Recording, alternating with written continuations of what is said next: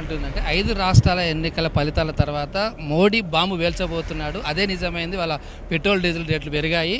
మరి ముందే చెప్పాలి. భారతదేశం క్లిష్ట పరిస్థితులు లేదు. మన యొక్క రూపాయి విలువ చాలా పడిపోతుంది అనుకుంటుంది.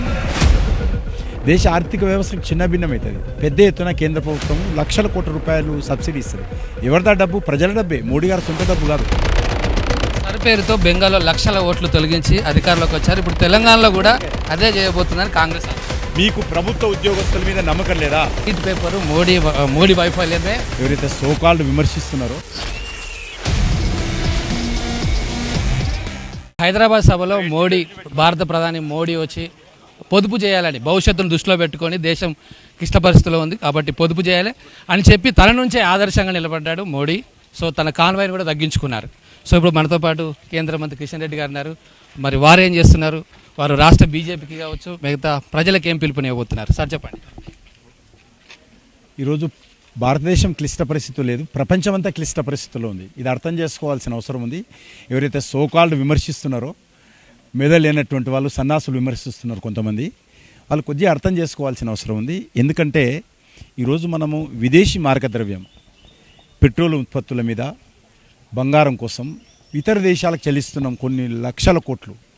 అది తాత్కాలికంగా కొంత మన యొక్క రూపాయి విలువ చాలా పడిపోతుందని ఒకరికి విమర్శిస్తుంటాం మనం.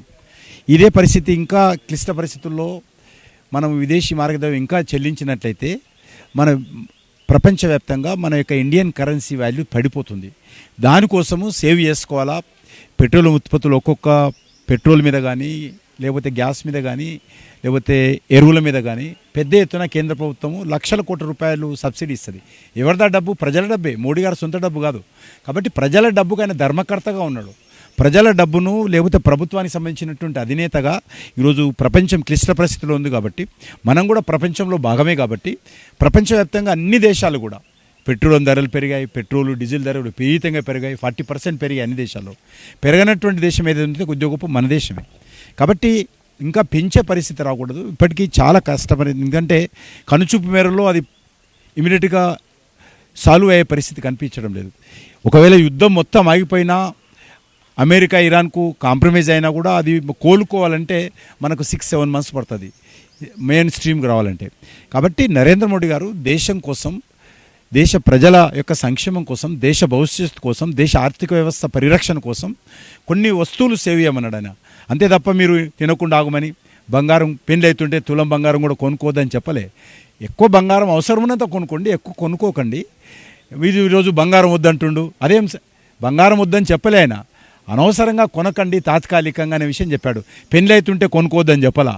పనికిరాని వాళ్ళు విమర్శించడం గాలి మాటలు ఇదే విధంగా. కాంగ్రెస్ ఏమంటుందంటే 5 రాష్ట్రాల ఎన్నికల ఫలితాల తర్వాత మోడీ బాంబు వేల్చబోతున్నాడు. అదే నిజమైంది. వాళ్ళ పెట్రోల్ డీజిల్ రేట్లు పెరిగాయి. మరి ముందే చెప్పాలి. అది దేశం కోసం, అది ముందెట్లా చెప్తారు? ఈ ప్రపంచాల దాకా ఆగి సమస్య పరిష్కారం అయితే అనుకున్నాం. రేపు మాపు అంటుండే కదా ఎవరు, అమెరికా అధ్యక్షుడు, కాంప్రమైజ్ అయిపోయింది అంటే వెడుతూ చూస్తున్నాం. ఇప్పటి కూడా పెంచకపోతే మా నరేంద్ర మోడీ గారికి వచ్చే నష్టం లేదు, దేశ ప్రజలకు వస్తుంది, దేశ నష్టం జరుగుతుంది, దేశ ఆర్థిక వ్యవస్థకు చిన్న భిన్నమవుతుంది.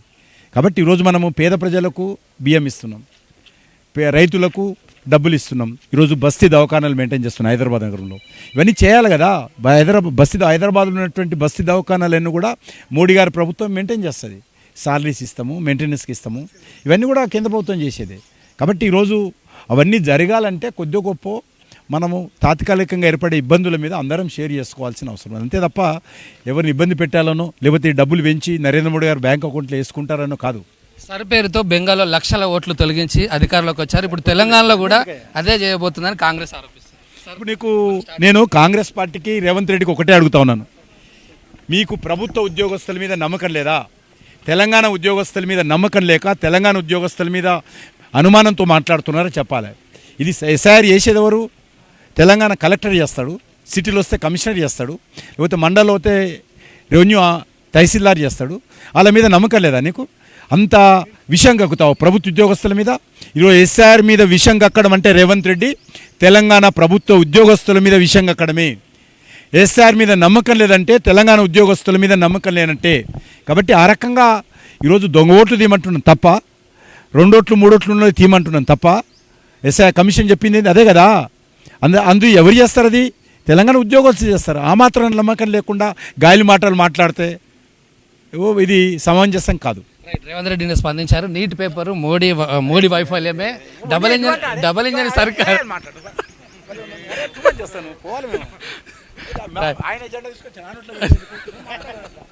రైట్. సో మొత్తం మీద సర్ అనేది ఈసీ అదేవిధంగా కలెక్టర్ అధికార యంత్రాంగం చేస్తుంది. రేవంత్ రెడ్డికి అధికారుల మీద నమ్మకం లేకపోతే విమర్శించాలి, లేకపోతే సహకరించాలని కేంద్ర మంత్రి కిషన్ రెడ్డి అంటున్నారు. కెమెరామెన్ సుధాకర్తో 9+ న్యూస్ రాజ్ కుమార్, హైదరాబాద్.